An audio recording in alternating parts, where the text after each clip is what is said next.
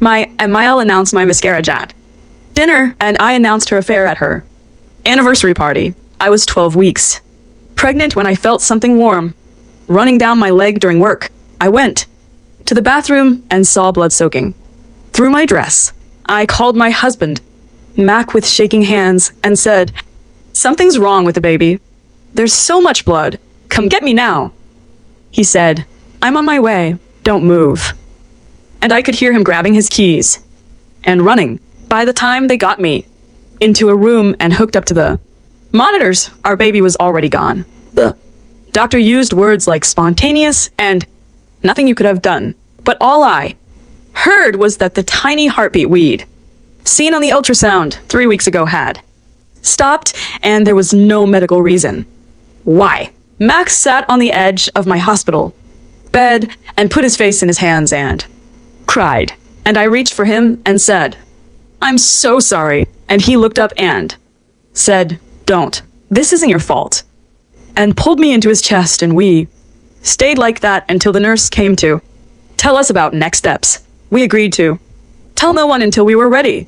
"I can't handle your mother right now," I said.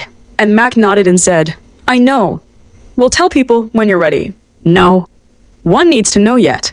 I trusted him because I had no reason not to, and I forgot that keeping secrets from his mother Lorena was impossible because she had a key to our house and used it whenever she felt like it.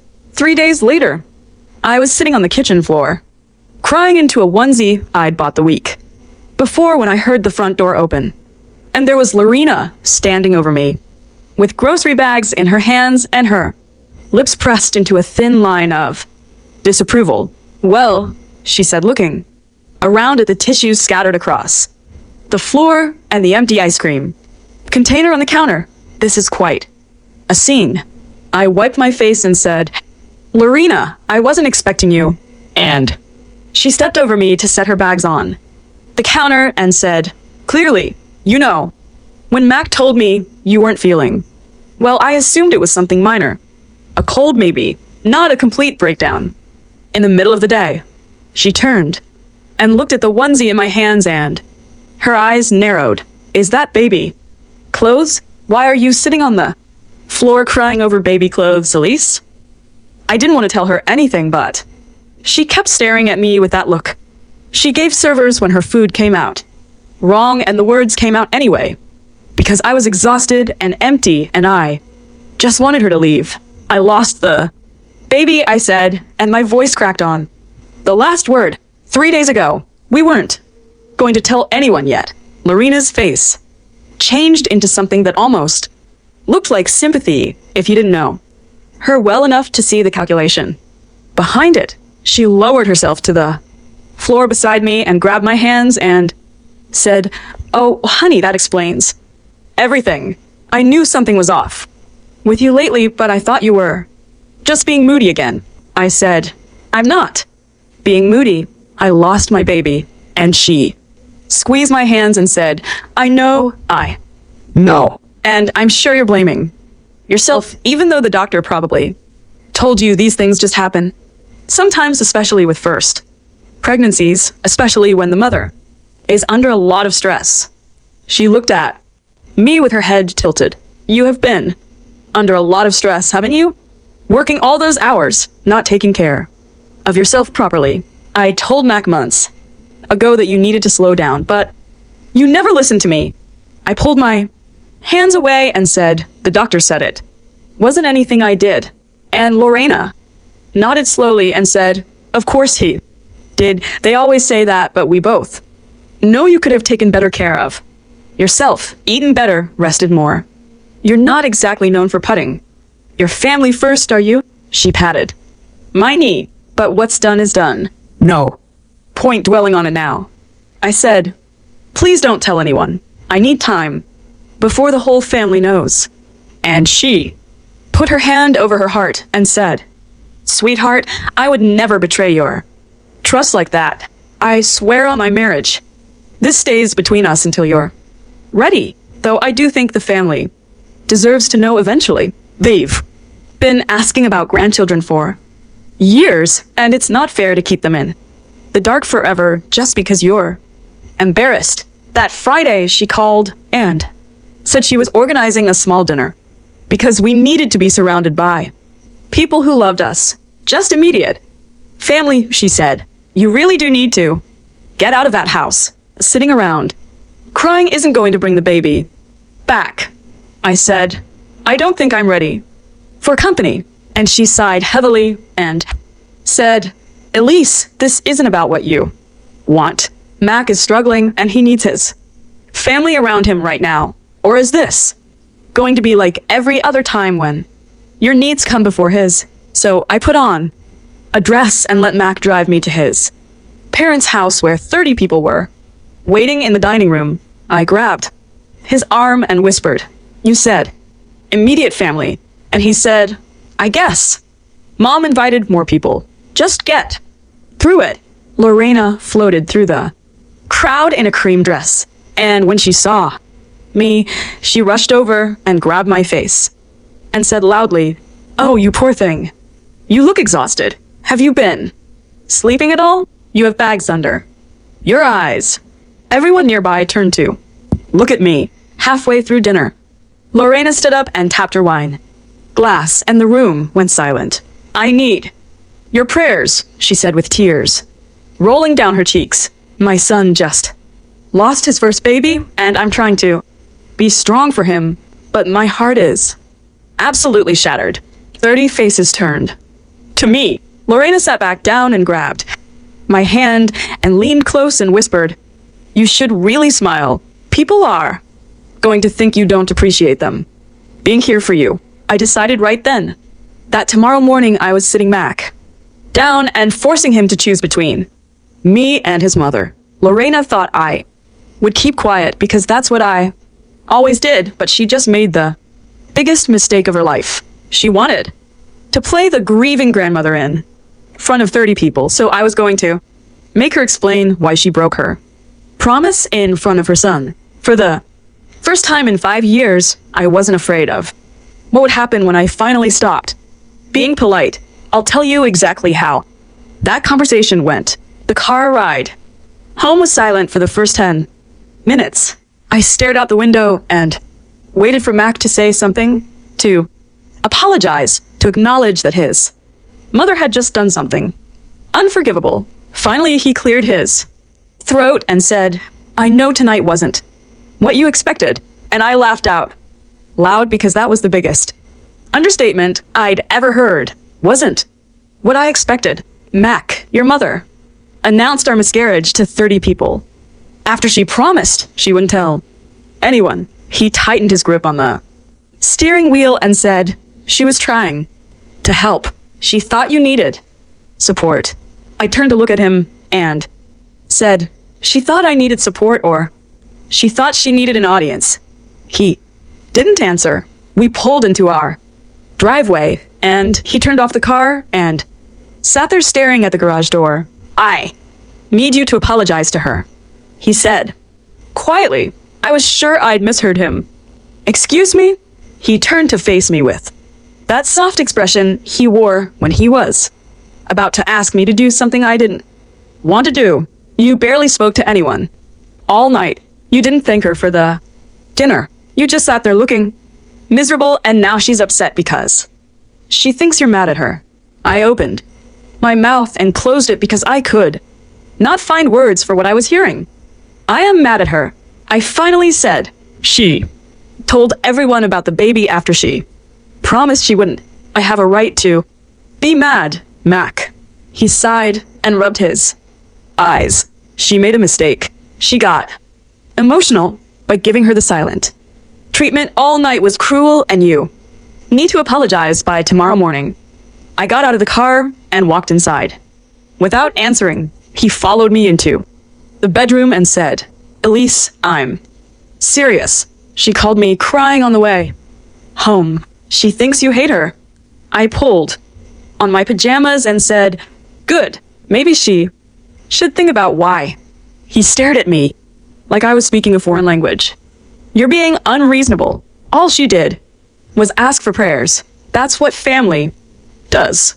I climbed into bed and turned off my lamp and said, "If you can't see what she did wrong, then I don't know how to explain it to you." He stood there in the dark for a long moment, then walked out, and I heard the guest room door close behind him. The next morning I woke up to 17 text messages. Mac's aunt asking if I was okay because Lorena had called her worried about my mental state. His cousin asking if I needed anything because she heard I wasn't handling the loss well. His other cousin saying Lorena mentioned I'd been acting erratic and did I want to talk to someone professional. I scrolled through message after message from people I barely knew expressing concern about my stability because Lorena had spent the night calling everyone in the family to tell them something was wrong with me. I found Mac in the kitchen drinking coffee and showed him my phone. "Look at this.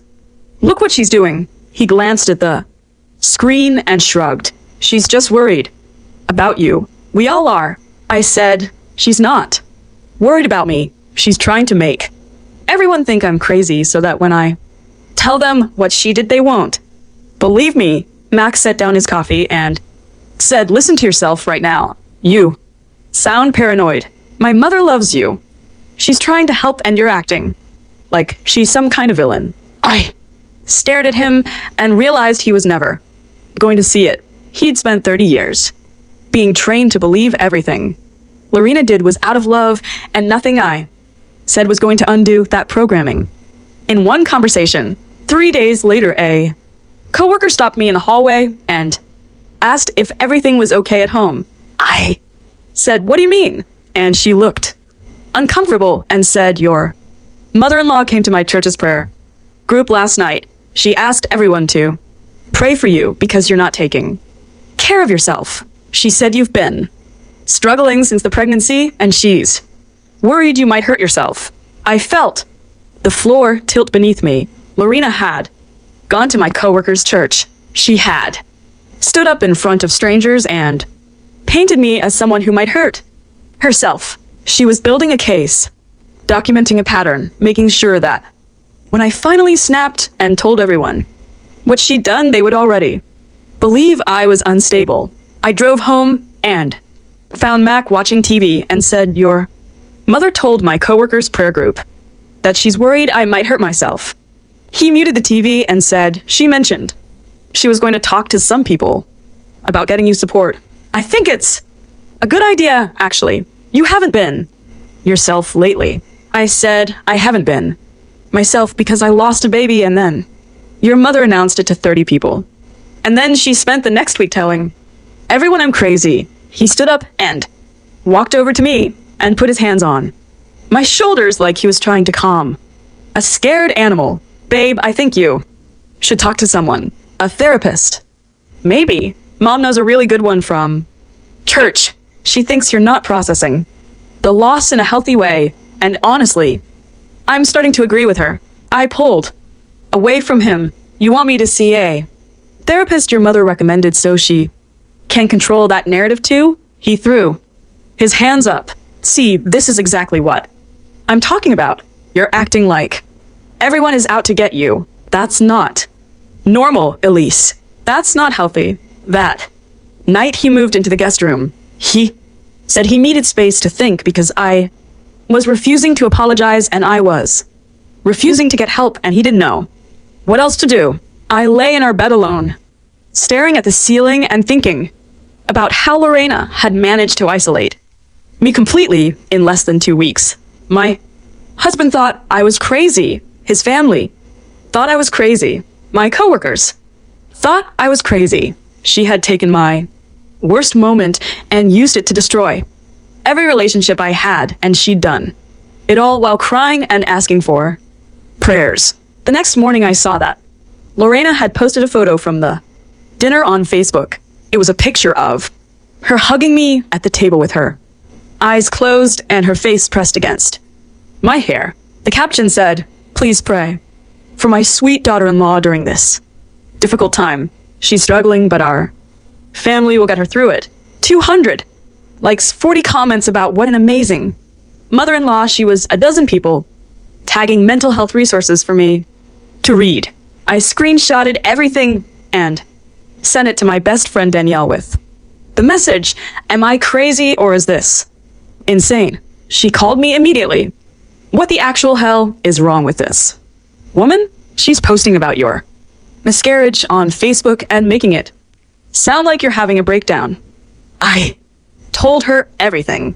The dinner, the texts, the prayer group, Mac moving to the guest room. Danielle was quiet for a long time and then said, "You need to get out of there. This woman is trying to destroy you and your husband is helping her do it." I said, "I can't. Just leave. Where would I go?" She said, "You can stay with me, but Elise, I'm serious. What she's doing is not normal. This is calculated. She's setting you up for something and you need to figure out what it is before she finishes building her case." I thanked her and hung up and sat in my kitchen wondering how my life had fallen apart so completely in 2 weeks. I'd lost my baby. I'd lost my husband. I'd lost my reputation. And Lorena was out there collecting sympathy and prayers while I sat alone in a house that didn't feel like mine anymore. I agreed to help set up Lorena's anniversary party, but I wasn't going there to fold napkins. She thought sending me into her house alone was safe because she'd already convinced everyone I was the crazy one. But women like Lorena always have secrets, and I was going to search every room until I found something that proved who she really was. She had no idea what she was handing me when she gave me those keys. What I found in her closet changed absolutely everything. 2 weeks after the dinner, Lorena called and said she needed help setting up for her 30th anniversary party. "Kenneth's out of town until Thursday, and I can't possibly do everything myself," she said in that sweet voice that made me want to throw my phone across the room. "You'll come help, won't you? It would mean so much to me." I said yes because Mac was standing right there and because I knew refusing would give her more ammunition. She'd tell everyone I was too unstable to help with a simple party. She'd add it to her list of evidence that something was wrong with me. So Saturday morning, I drove to her house and spent 3 hours carrying boxes and ironing tablecloths while she supervised from the couch and pointed out everything I was doing wrong. "The napkins need to be folded into swans, not rectangles," she said without looking up from her phone. "And those centerpieces need to go on the west side of the room. The light is better there for photos." I nodded and adjusted and rearranged and fantasized about walking out the door and never coming back. Around noon, she sent me upstairs to grab extra chairs from her bedroom closet. There in the back, she called after me behind the boxes, "Make sure you don't mess up anything while you're looking." I climbed the stairs and went into the master bedroom and opened the closet door. It was massive. Walk-in the size of my living room with shelves and drawers and racks of clothes, organized by color. I pushed past the dresses and moved some boxes and found the chairs folded up against the back wall. As I was pulling them out, I knocked over a shoebox on the top shelf, and it fell open and receipts scattered everywhere. I knelt down to gather them, and that's when I saw what they were. 4. Jewelry. Expensive jewelry. A diamond bracelet from 2 years ago. Pearl earrings from last Christmas. A necklace that cost more than my car. Never seen Lorena wear any of these things. Not once. I was putting the receipts back when I heard her phone buzz from the nightstand in the bedroom. She must have left it upstairs when she went to answer the door earlier. I should have ignored it. I should have grabbed the chairs and gone back downstairs and pretended I never saw anything.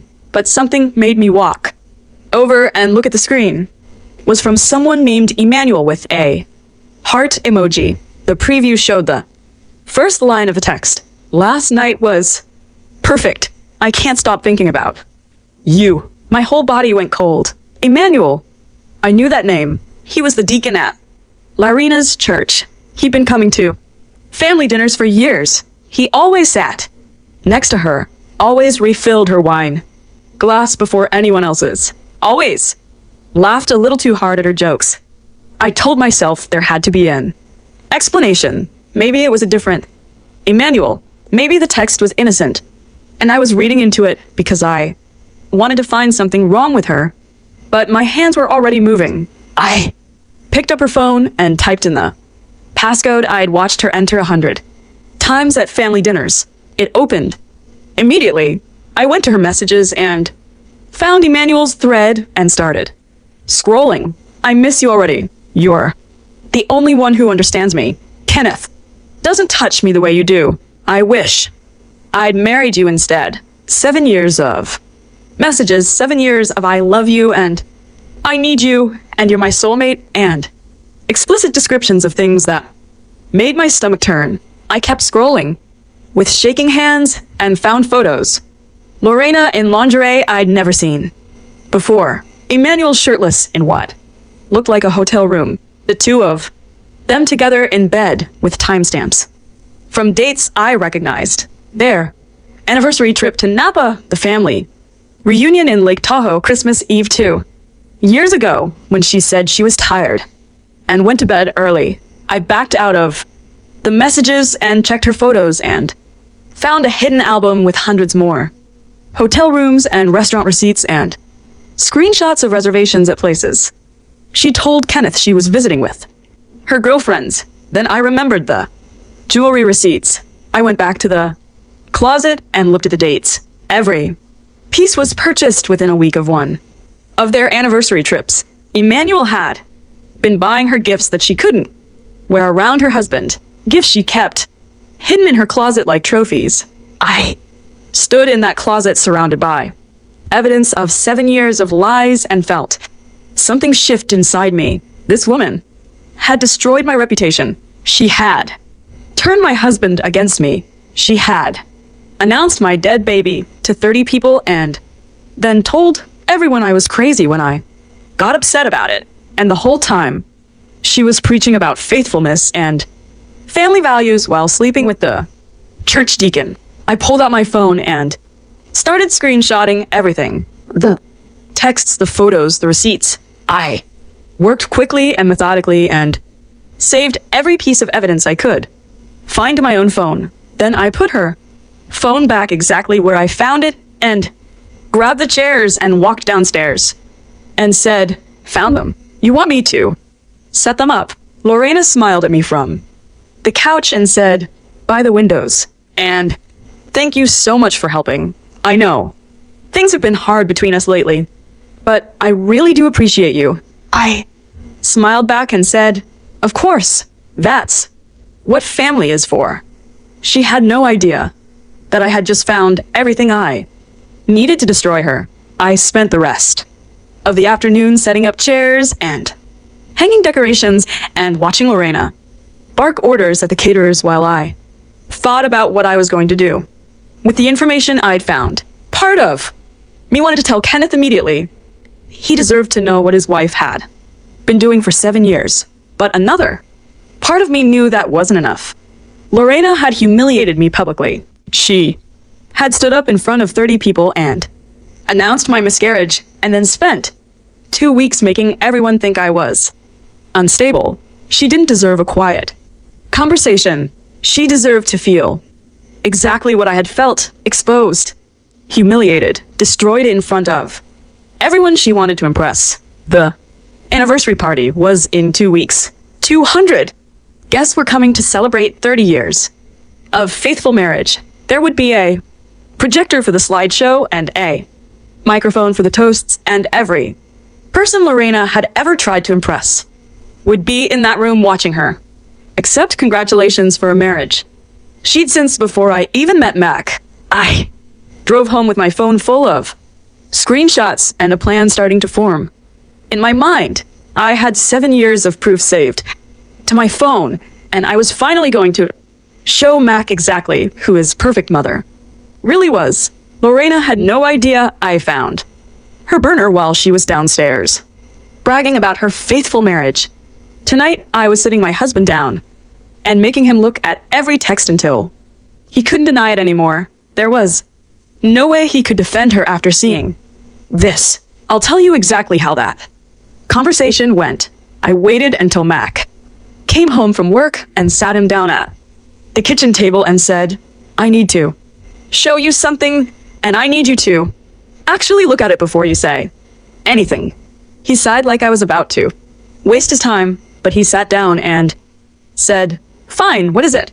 I slid my phone across the table with Emmanuel's messages open on the screen. I found this on your mother's phone today. She's been having an affair with Deacon Emmanuel for 7 years.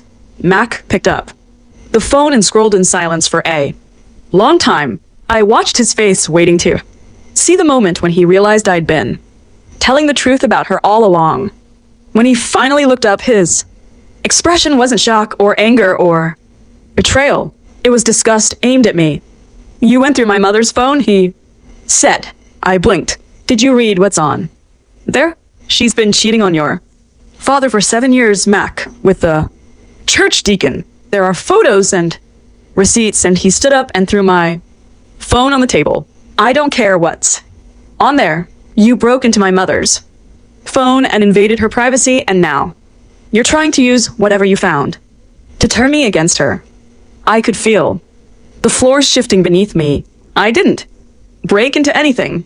She left her phone upstairs, and I saw a text notification. And I looked because you're obsessed with proving she's evil. He cut me off. You've been paranoid about her for weeks, and now you're going through her phone looking for dirt.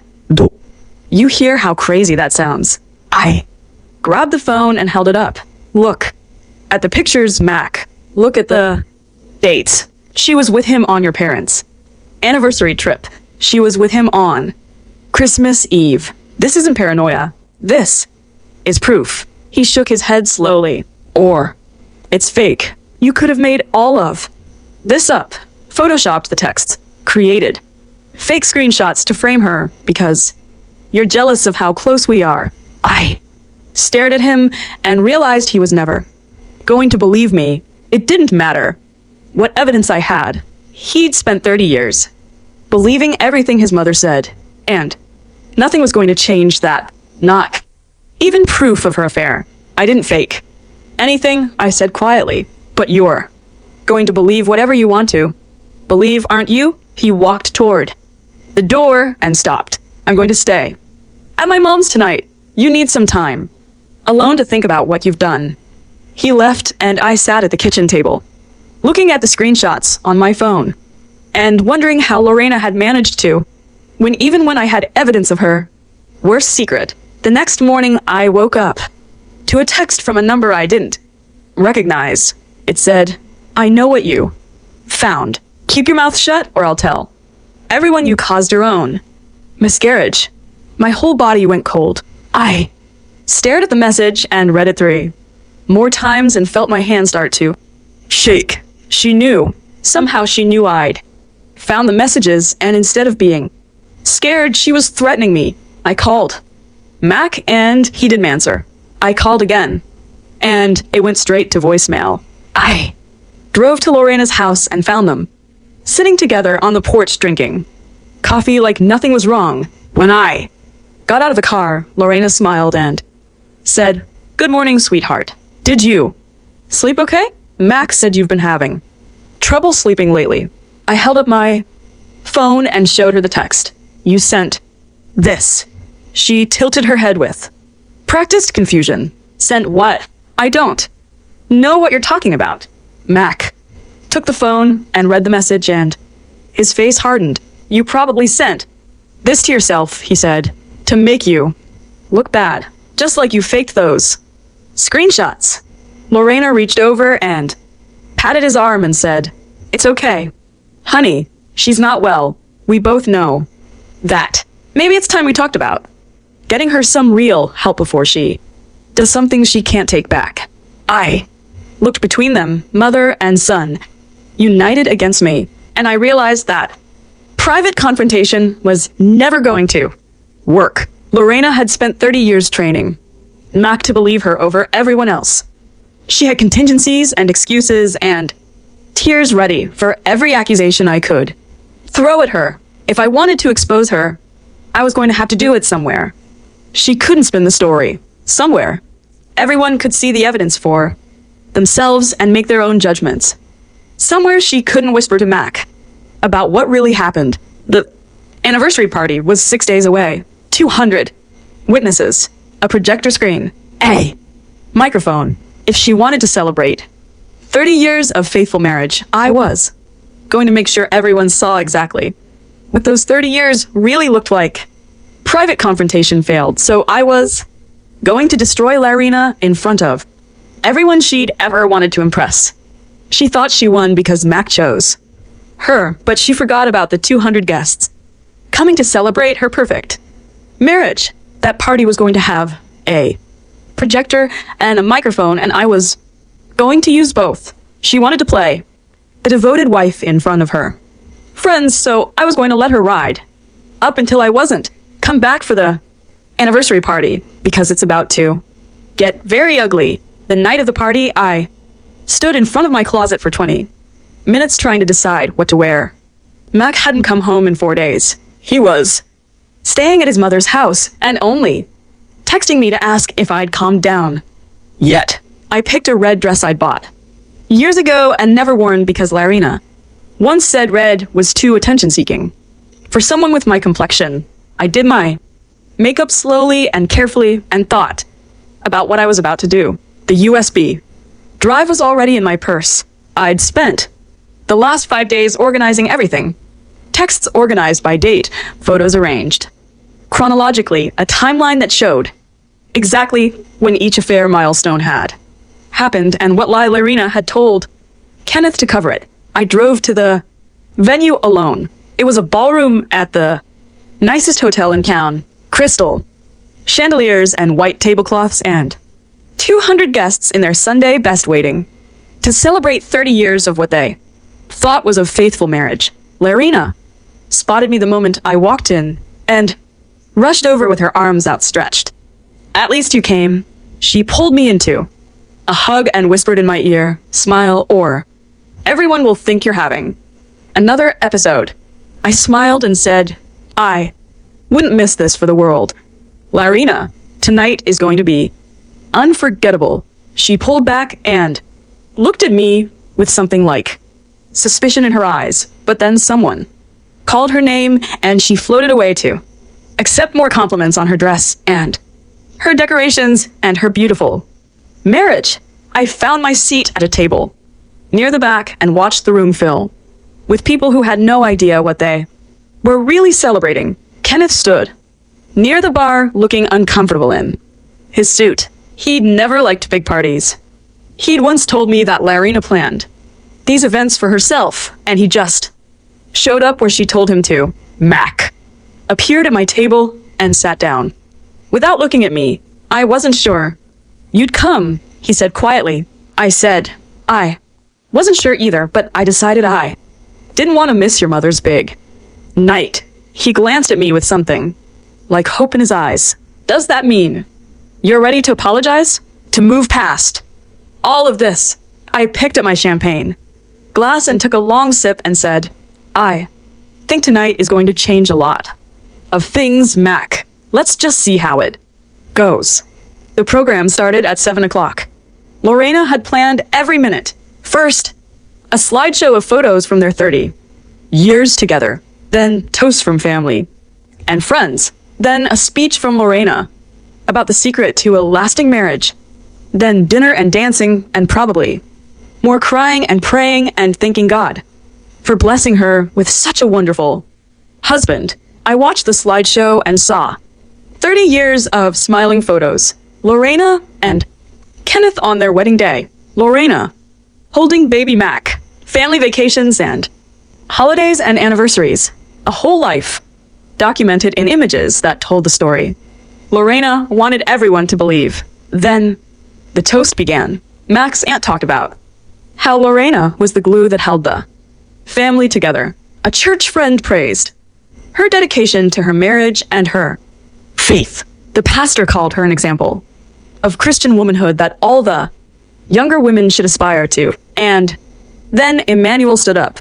I watched him walked to the microphone with a glass of champagne in his hand and a smile on his face. He was tall and handsome with gray at his temples and the kind of confidence that came from years of people trusting him.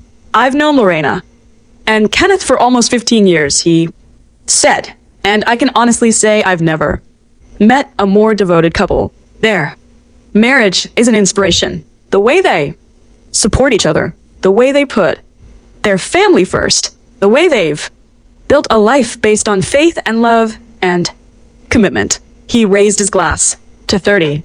More years of the same.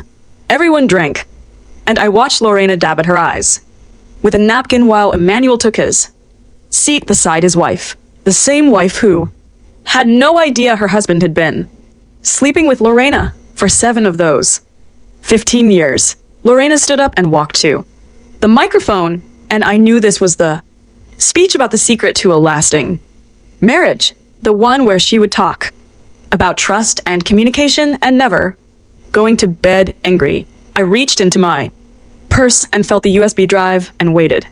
30 years, Lorena began. Her voice trembled with practiced emotion. 30 years ago, I married my best friend, and every single day since then, I've woken up grateful that I get to spend my life with him. She looked at Kenneth with tears in her eyes. We've had our challenges. Every marriage does. But we've never stopped choosing each other. We've never stopped putting our family first, and we've never broken the vows we made to each other in front of God and our families. I stood up. My chair scraped against the floor, and a few people turned to look at me. Lorena paused mid-sentence, and her smile flickered when she saw me walking toward the stage. Elise, she said into the microphone. What are you doing? I climbed the 3 steps to the platform and walked toward her and said, I wanted to add something to your speech, if that's okay. Lorena's face went through several expressions in quick succession. Confusion, suspicion, then a smile that didn't reach her eyes. Of course, sweetheart. What did you want to say? She stepped back from the microphone, and I stepped forward and looked out at 200 faces staring up at me. I found Kenneth at the head table. I found Mac frozen in his seat. I found Emmanuel already starting to stand like he knew something was wrong. I pulled the USB drive out of my purse and held it up for everyone to see. The slideshow was loaded, and all I needed was the right moment to end Lorena's entire world. She had no idea I had the USB already queued up behind her anniversary photos. One signal to the tech booth, and every text and photo would be on that screen for 200 witnesses. I had complete control for the first time in this entire marriage. The moment is finally here. Lorena's hand closed around my wrist before I could move toward the projector. Her grip was tight, and her nails dug into my skin, and her smile never wavered. Elise, honey, let's go. Get some air, she said through her teeth. You look like you're not feeling well. I pulled my arm away and said, I feel fine, actually, better than I've felt in weeks. She leaned close and whispered, if you do anything stupid right now, I will destroy you. I'll tell everyone you've been having a breakdown. I'll have you committed. I'll make sure Shane never speaks to you again. I whispered back, you already did all of that. What else do you have? Her smile finally cracked, just for a second. Then she composed herself and said loudly, enough for the nearby tables to hear. Of course you can say a few words. We're all family here. She stepped back and gestured toward the microphone, and I could see in her eyes that she was calculating, trying to figure out what I could possibly do that she couldn't. Spin what evidence I could have that she couldn't explain away. But before I could move toward the tech booth, Lorena grabbed my elbow and steered me toward the hallway with that iron grip, disguised as a loving gesture. We need to talk first, she hissed alone. She pushed me into a coat closet and closed the door behind us, and in the darkness I could finally see her real face. No smile, no warmth, just cold calculation. I know you found something, she said. Shane told me you went through my phone. Whatever you think you have, it won't work. I've spent 30 years building relationships in this community. Spent 30 years being the woman everyone trusts. You've spent 2 weeks acting like a crazy person who can't handle losing a baby. I felt my whole body go rigid at those words. I didn't lose a baby, I said quietly. My baby died. There's a difference. Lorena waved her hand dismissively. Same thing. The point is, no one is going to believe you over me. You could have video evidence and they'd still think you faked it because I've already told them how unstable you've been, how paranoid, how obsessed with destroying me. She stepped closer, and I could smell her perfume mixed with champagne. So, here's what's going to happen. You're going to go back out there and smile and clap during my speech and act like a supportive daughter-in-law. And then you're going to go home and pack your things and file and disappear from my son's life forever. If you do that quietly, I won't tell anyone what really happened with your miscarriage. My blood went cold. What do you mean, what really happened? She smiled, and it was the cruelest expression I'd ever seen on a human face. I mean, that stress causes miscarriage. Everyone knows that. And you were so stressed, weren't you? Working all those hours at a hub, fighting with Shane about having children when he wasn't ready, pushing and pushing until your body gave out. She tilted her head. That's the story. I'll tell if you make me that you wanted a baby so badly you ignored the warning signs, that you kept working instead of resting, that you caused your own loss because you were too selfish to slow down. I stared at her in the darkness of that coat closet and realized I was looking at someone who had no limits, someone who would say anything and destroy anyone to protect herself, someone who had already decided I was disposable the moment I became inconvenient. You know what the worst part is? I said quietly. I actually thought you might love Shane. I thought everything you did was misguided. Maternal instinct. But you don't love anyone, do you? Not Kenneth, not Shane, not even Emmanuel. You just love being worshipped. Something flickered in her eyes. Surprise, maybe, or recognition. You have no idea what you're talking about, she said, but her voice had lost some of its certainty. I found the jewelry, I said. The diamond bracelet, the pearls, the necklace, all those gifts from Emmanuel that you can't wear around your husband. You keep them hidden in your closet like trophies, like proof that someone wants you. Her face went pale in the dim light. That's what this has always been about, isn't it? Not love, not family, just making sure everyone sees you as perfect, as desirable, as the center of everything. Lorena's hand shot out and grabbed my throat. Not hard enough to choke me, but hard enough to make her point. You don't know anything about my life, she hissed. You don't know what it's like to give everything to a family that takes you for granted, to smile and perform and sacrifice for 30 years and still feel invisible. I pulled her hand away and said, "You're right. I don't know what that's like, because I would never do what you did to feel seen." I pushed past her and opened the closet door and walked back into the ballroom. She followed close behind me, still wearing that smile like armor. "Elise, wait," she called out sweetly. "You forgot your purse." I ignored her and walked straight to the tech booth. I handed the USB to the guy running the projector. "Add this to the slideshow," I said. "Play it when I give you the signal." He looked confused, but he plugged it in, and I walked back to the microphone. Lorena was standing near the stage, watching me with narrowed eyes.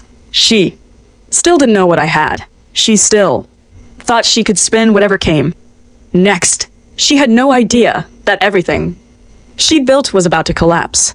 "I want to thank everyone for being here tonight," I said. My voice was steady, even though my heart was pounding. "Lorena has been talking about this party for months. 30 years of marriage. 30 years of faithfulness. 30 years of putting her family first. I paused and looked at Lorena. She was watching me with that smile still frozen on her face. But before we continue celebrating, I think everyone deserves to know the truth about what those 30 years really looked like. I nodded at the tech booth. The screen behind me flickered and changed from the wedding photo slideshow to something else entirely. The first image was a text message. Last night was perfect. I can't stop thinking about you. The second was a photo of Lorena and Emmanuel in a hotel room with a timestamp from 5 years ago. The third was a text that said, I wish I'd married you instead of Kenneth. The room went completely silent. I watched 200 faces process what they were seeing. I watched Emmanuel's wife stand up with her hand over her mouth. I watched Kenneth's face drain of all color as he read the messages scrolling across the screen. I watched Lorena's smile finally disappear completely. These messages span 7 years. I said into the microphone. 7 years of lies. 7 years of cheating. 7 years of Lorena preaching about faithful marriage while sleeping with a church deacon. Lorena lunged for the projector controls, but 2 of Shane's cousins blocked her path. Emmanuel was already heading for the door, but 3 groomsmen from a wedding party in the next room had heard the commotion and were standing in his way. I kept talking.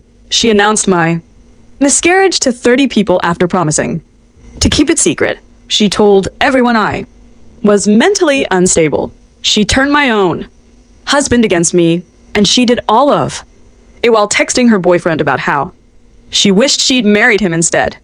Kenneth stood up slowly. He walked toward the screen and read the messages.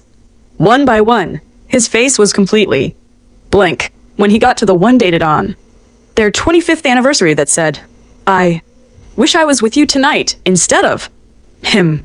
He reached up and pulled off his wedding ring. He looked at Lorena for a long moment. Then he threw the ring at her face and walked out the front door. Without saying a word, half the room followed him. 200 people just watched Lorena's marriage end in real time, and she was still standing there trying to figure out how to spin it. She grabbed the microphone, screaming that I was lying and crazy and jealous, but the photos kept scrolling behind her, and every word she said made it worse. I had taken everything from her in front of everyone she'd ever wanted to impress. I thought that was the end of it, but she still had one more card to play. Lorena screamed into the microphone that I was a liar and that the photos were fake, and that I had photoshopped everything because I was jealous and mentally ill and trying to destroy her family. But the photos kept scrolling behind her, and no one was listening anymore. Emmanuel's wife picked up her champagne glass and threw it at Lorena's head, and it shattered against the wall behind her, and glass went everywhere.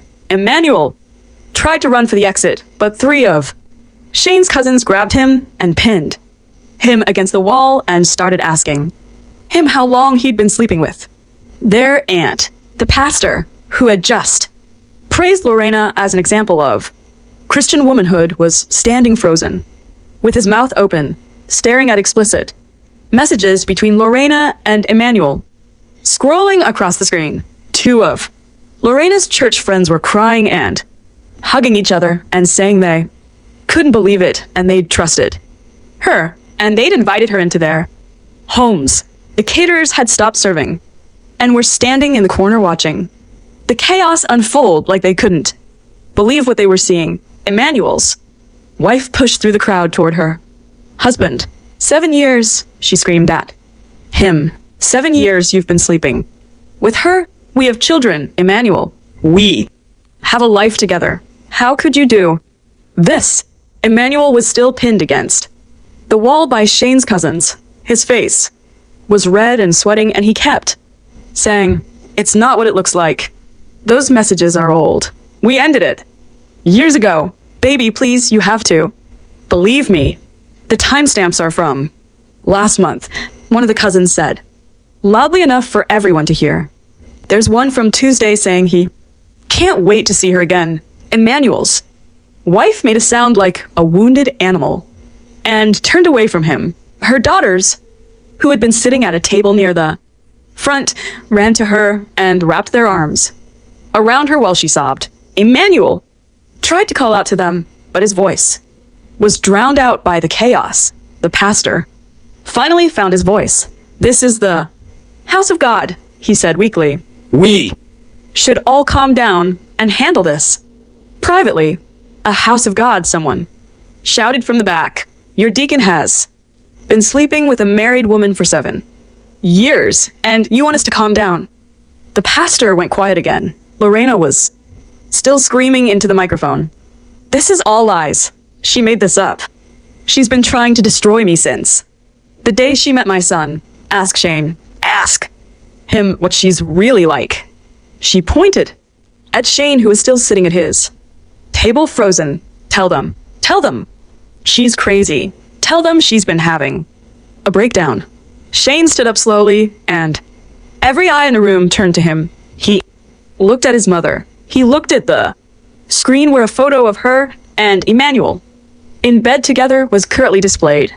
He looked at me standing at the microphone with a USB drive still in my hand. Is it true? He asked his mother. His voice was quiet, but in the silent room, everyone could hear it.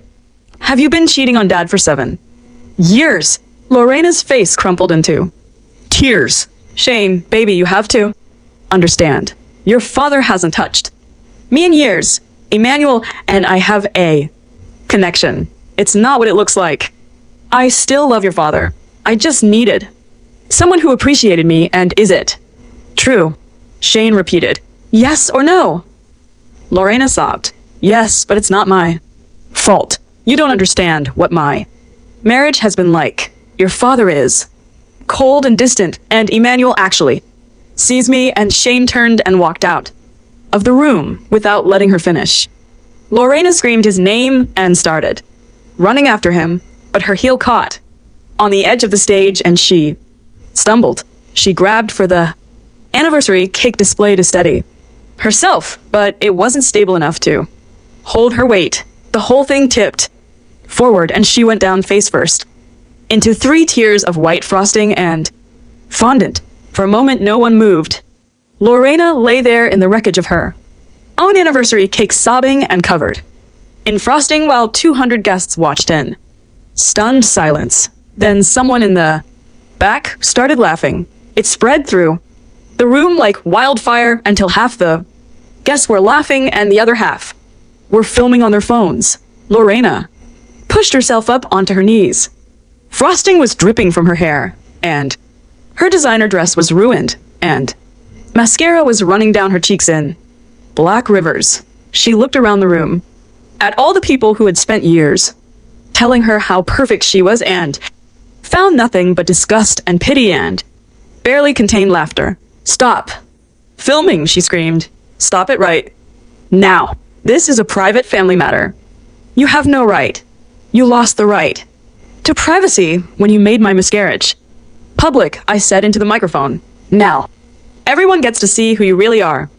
I stepped down from the stage and walked toward the exit. Emmanuel's wife grabbed my arm as I passed and said, thank you. I've suspected for years, but I never had proof. I nodded and kept walking. Lorena was screaming my name now. Elise, Elise, get back here. You can't just leave. You ruined everything. You destroyed my family. Elise, I was almost at the door when Shane stepped in front of me. His face was pale and his eyes were red, and he looked like someone had just told him everything he believed was a lie. How could you do this? He asked. How could you humiliate her like that in front of everyone? I stared at him and felt something cold settle in my chest. She announced my miscarriage to 30 people after promising to keep it secret. She told everyone I was crazy. She threatened to tell people I caused my own miscarriage, and you chose her. Every single time you chose her. He shook his head. She's my mother. And I'm your wife. I was your wife, and you never once chose me. I reached into my purse and pulled out the burner phone I'd taken from Lorena's closet the day I found the messages. I pressed it into his hands. This has everything. Every message, every photo, every lie she told. Your father for 7 years. I was going to show you privately. I was going to give you the chance to handle it as a family, but you told me I faked the screenshots. You told me I was crazy. You moved out and stayed with her and let her threaten me.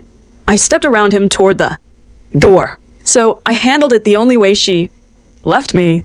Lorena was still screaming my name behind me. I could hear her sobbing and choking on frosting and begging someone to help her up. I didn't look back. I walked out of that ballroom and into the cool night air and kept walking until I reached my car. My hands were shaking as I unlocked the door and slid into the driver's seat. I sat there for a long time staring at nothing. I had just destroyed my mother-in-law's marriage and reputation in front of 200 people. I had just ended my own marriage in the most public way possible. I had just burned down every bridge I had to. The family I'd married into 5 years ago. And I didn't feel guilty. I didn't feel bad. I felt free for the first time since that dinner when Lorena announced my miscarriage to 30 people. I felt like I could finally breathe. My phone buzzed. A text from Danielle. I just saw on Facebook that something happened at the anniversary party. Are you okay? What did you do? I typed back. I'll tell you everything. Can I stay at your place tonight? She responded, immediately already making up the guest room. Get here safe. I started the car and pulled out of the parking lot and drove toward Danielle's apartment without looking back at the hotel where my mother-in-law was still covered in cake and crying about how I'd ruined her life. She had ruined mine first. I just returned the favor.